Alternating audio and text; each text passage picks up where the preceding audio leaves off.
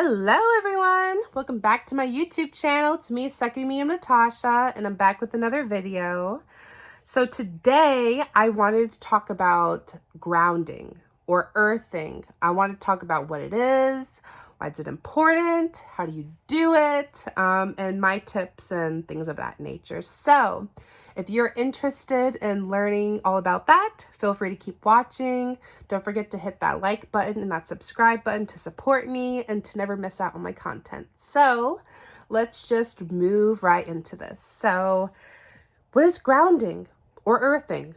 Well, it's essentially the same practice or technique. It's just different verbiage. If you hear I was earthing or I was grounding, it's the same thing. So let's talk about what is grounding. So grounding is essentially when you are energetically connecting with the earth. You are simply, it's an energetic exchange. You're connecting with the earth, and at that same time, in that principle, you are releasing your dense negative energies, dense lower vibrational energies to the earth. And then you are also absorbing to be replenished by the organic energy of the earth. That is the simplest way I can explain what is grounding. You're simply connecting with the earth so that you may connect and be replenished and to release your own negative energy. And for me, as an intuitive, I'm an intuitive empath, psychic medium. I'm very highly hypersensitive to energies and things of that nature. So for me, it's essential to ground on a daily basis. I do this on a weekly basis. I'm just so sensitive, and I channel and I do my own type of practice for myself and for my clients. So I personally have to ground on a daily basis. Now, if you are very hypersensitive, intuitive, things of that nature, you may need to ground often as well. Or maybe it's just a weekly basis. It's more so of what is needed for you. Now, you may need to ground for many reasons. Maybe you just simply have a lot of buildup. Like typically when you ground, it's because you have a lot of buildup of energy. You're either are absorbing so much energy around you, or maybe you just have a lot of buildup energy that you just kind of suppressed or, put away for a while and you're just not thinking about and things like that. Like you just have a lot of, like your energy is just very heavy and very dense, and you just typically need to release that, whether, you're physically releasing it to source or to Mother Earth. When you're grounding it, you're sending it to Mother Earth. So what are some symptoms of when you are ungrounded? Well, typically when you're ungrounded, again, your energy is very heavy, but the physical symptoms that you may experience may be like brain fog, forgetfulness, maybe even clumsiness. Some people may be daydreaming a lot or like spacing out. Some people can get like a lot of eye, like the small weird muscle spasms, like the weird eye twitches, stuff like that. You can become very restless at night, like you just can't sleep. Maybe you feel like you're hungry, but the food you're eating is just not like filling you. It's because on a subconscious level, you need to like be replenished or you need to release. And typically when you are ungrounded, you may also be very emotionally overwhelmed or mentally overwhelmed, physically drained. So those are typically the general symptoms that you'll experience if you are ungrounded, meaning you need to ground. And like I said, typically your energy is just very heavy.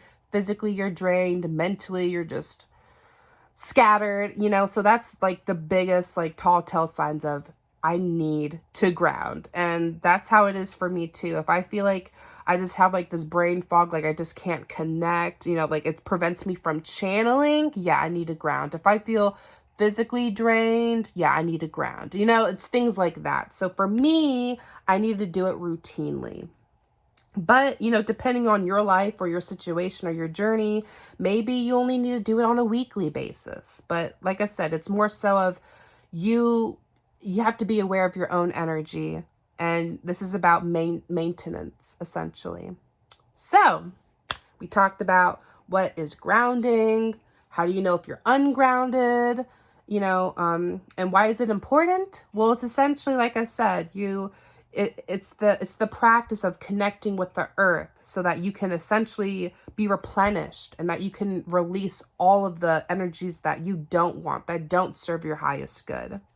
So let's talk about, how do you do it? How do you ground? So, so typically, I'm gonna explain this the simplest way I can, because a lot of people ask me, I hear about it, I know what it is, but I don't know how to do it. So if that's like you, maybe you need to save this video so I can walk you through how to do this. Like I said, you can feel free to ground as often as you feel need be. I prefer to do it in the morning. I'm going to walk you through how I do this. So in the morning, typically after my little girl goes to school, I'll go outside.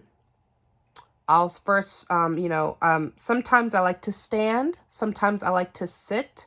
I think it just depends on my preference and the weather and, if the ground's wet and stuff like that. So, quick tip, when you are grounding, you have to be physically present. And some people are so disconnected within themselves and the world around them, they may need a moment to become present. And if that's the case, you may need to anchor yourself. What I mean is, you may need to maybe sit next to a tree. Maybe you need to hold some crystals near you, or maybe you need to have a physical scent to anchor you in the, in the present. It's different things for everybody, but if you have a hard time grounding or trying to be present, it's very important to try to anchor yourself using your physical senses to help you become present, to prepare to ground. That's just something I've noticed for some of my students that I've helped learn how to ground. Sometimes they have to physically, think, what can I smell? What do I smell around me? What textures am I feeling around me? To be able to come back. Because some people are so spaced out, so, this, that, and a third, they need to take a moment to then ground. So that's just my tip. Okay, so how do you ground? Well, typically you're going to be outside. You can ground inside your house. It's just more layers to get through.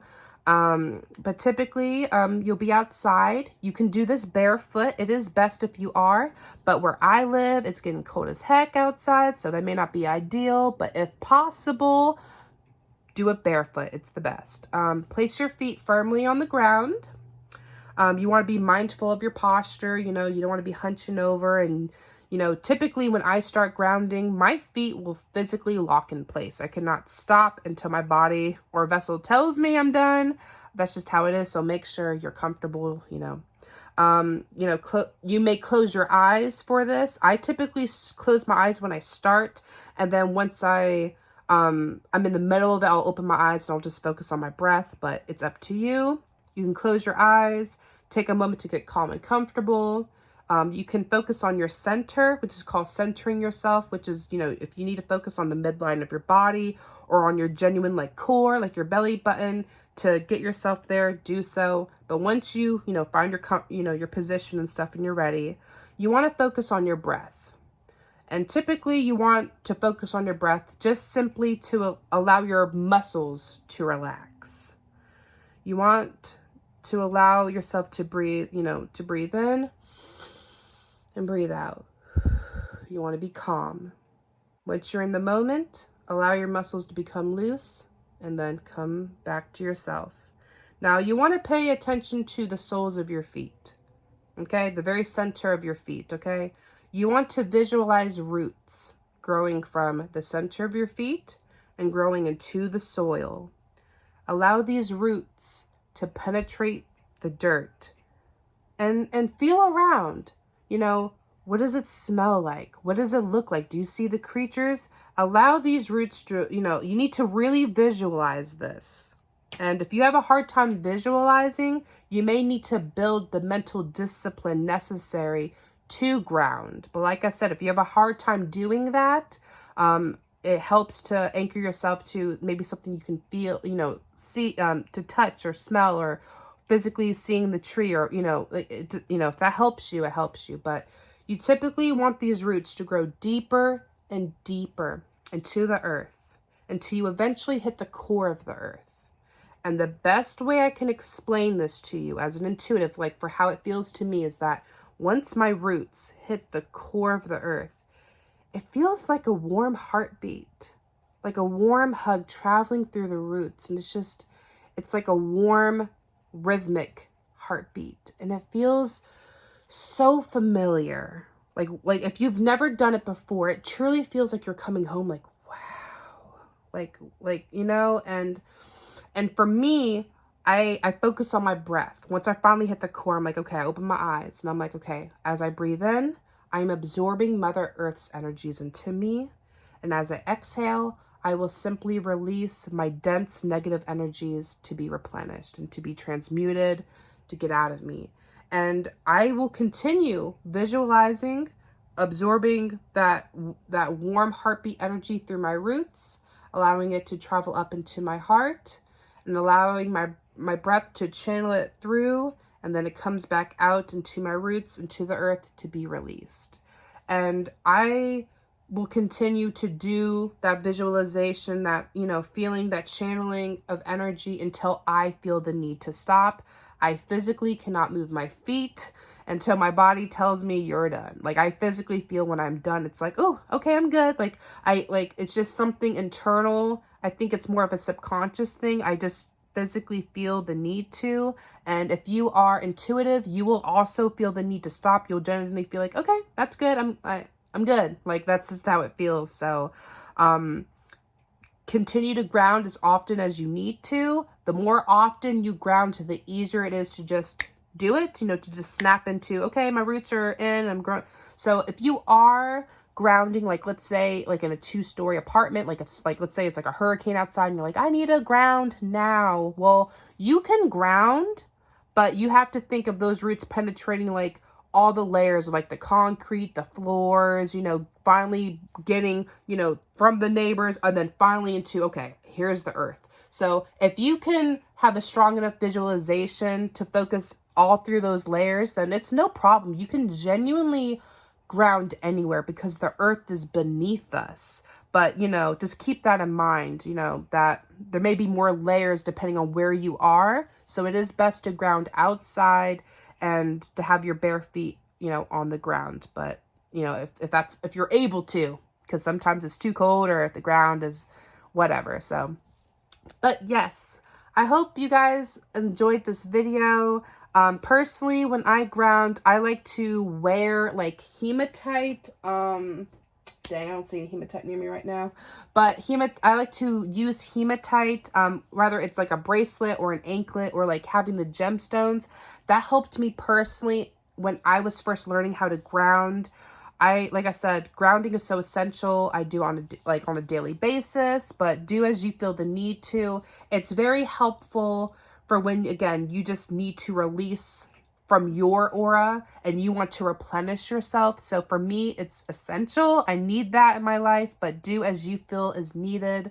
Like I said, focus on those roots, allow it to penetrate the core, and simply allow yourself to release and to receive. Focus on breath, and you will need visualization. If you have a hard time visualization or connecting, center yourself and allow yourself to be anchored by your physical senses, and then try again. But I hope this video helped. And thank you guys for watching. Blessed be.